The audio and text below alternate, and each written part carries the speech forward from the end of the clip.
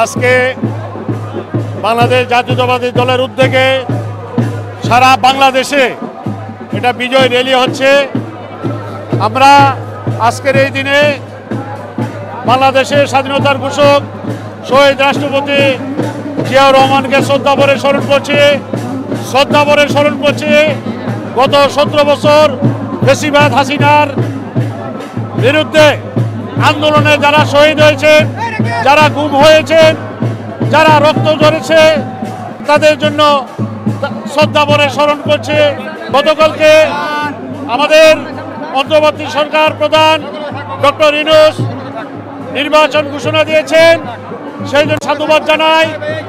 কিন্তু বাংলাদেশে জামাত এবং উগ্রপন্থী দল কিছু আছে যারা নির্বাচনকে বানচাল করার জন্য বিভিন্নভাবে পায়তারা করছে।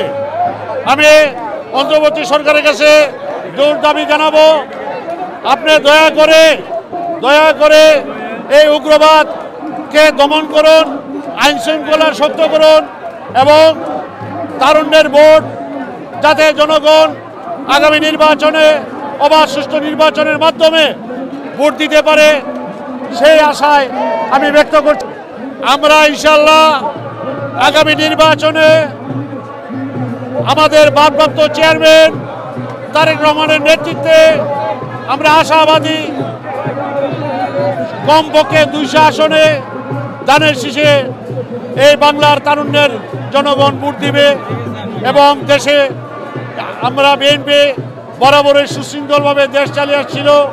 3 বার আমাদের প্রধানমন্ত্রী দেশনেত্রী আপসের নেত্রী বেগম খালেদা জিয়া দেশ চালিয়ে আসছে।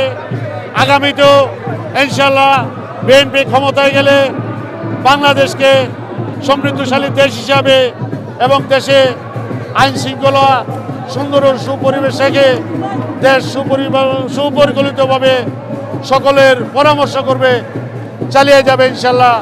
সেই আশা উদ্দীপনা রেখে আপনাকে ধন্যবাদ জানাচ্ছি। পিআর শব্দটা বাংলার জনগণ কিছুই বুঝে না। এই পিআর পদ্ধতি বাংলার জনগণ মেনে নেবে না, কারণ ভোট দিবে লক্ষ্মীপুরে, ভোট গণনা হবে নবীনগরে। সুতরাং এই জাতের ভোট বাংলার মানুষ কখনোই মেনে নেবে না। সুতরাং আমরা অচিরে যেভাবে ভোট দিয়ে আসছি, ইনশাআল্লাহ আগামীতে আমার ভোট আমি দেব, যাকে খুশি তাকে দিব, সেই স্লোগানের মাধ্যমে আমরা দেশে একটা তারুণ্যের ভোট কায়েম করব।